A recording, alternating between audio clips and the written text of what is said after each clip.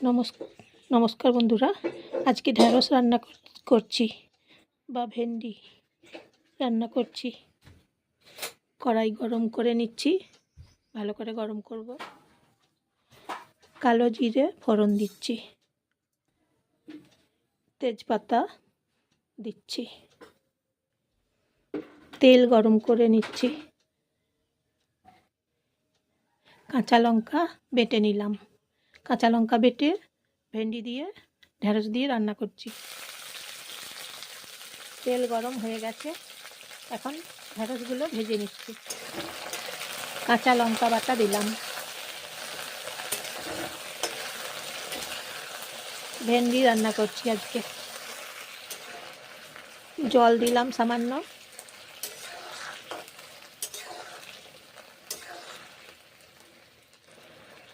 হলুদ গুঁড়ো দিচ্ছি, সামান্য মুসুরির ডাল দিচ্ছি সামান্য। জল দিয়ে ধুয়ে পরিষ্কার করে নিয়েছি।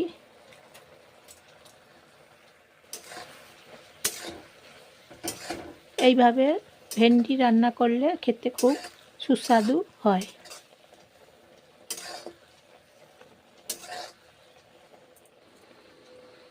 নুন দিচ্ছি। নমস্কার নেবে সবাই, জয়ার রান্নাঘর থেকে সবাই নমস্কার নেবে। একটা লাইক করবে, একটা সাবস্ক্রাইব করবে, শেয়ার করে দেবে, তোমাদের আপনজনদের সবাইকে শেয়ার করে দিও। ঢ্যাঁড়স বা ভেন্ডি কেমন হয়েছে বলো, কমেন্ট করে জানিও।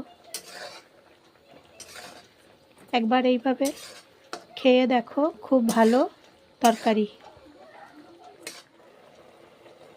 কাসুরি মেথি পাতা দিচ্ছি,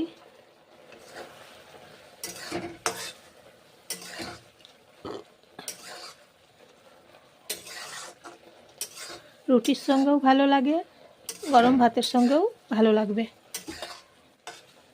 ভেন্ডির তরকারি এইভাবে একবার খেয়ে দেখো, বেশ ভালো লাগছে খেতে।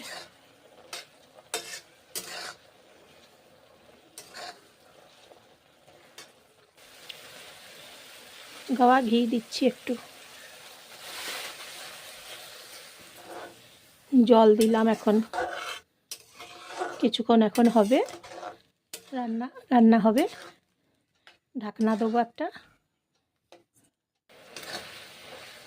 ঢাকনা দিয়েছিলাম, এখন ঢাকনা এখন খুলে নিলাম। হয়ে গেছে ভেন্ডি তরকারি, ঢ্যাঁড়সের তরকারি।